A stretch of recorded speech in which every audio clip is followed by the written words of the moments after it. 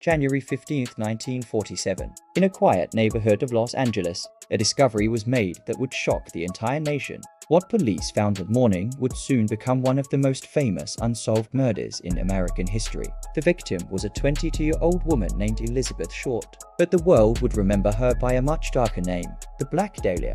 Elizabeth Short was born in 1924 in Massachusetts. Friends described her as quiet, mysterious, and incredibly striking, with dark hair and pale skin. Like many young people in the 1940s, Elizabeth dreamed of something bigger. She wanted to make it in Hollywood, so she moved to California, hoping to find fame, opportunity, and a new life. But life in Los Angeles wasn't glamorous. Elizabeth struggled financially and moved frequently between friends, hotels, and apartments. Yet everywhere she went, she left an impression. People remembered her style, her confidence, and the dark clothing that would later inspire her nickname. On the morning of January 15, 1947, a woman walking with her child noticed something strange in an empty lot in Los Angeles. At first, she thought it was a broken mannequin lying in the grass. But as she got closer, she realized it was something far more horrifying.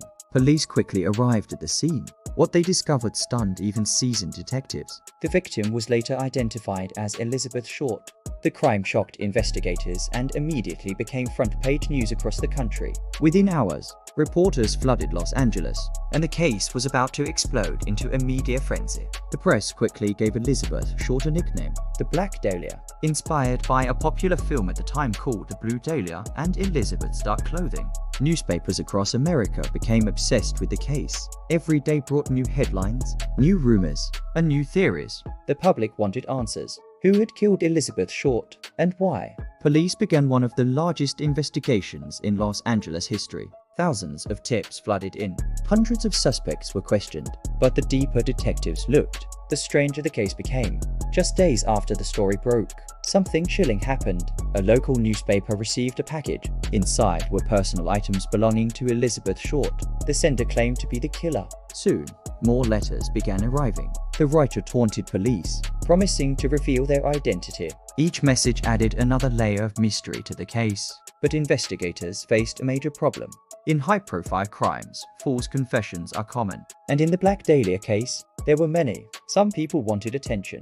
Others claimed psychic visions or inside knowledge. Sorting truth from fiction became nearly impossible. Over the decades, investigators and researchers have identified dozens of possible suspects.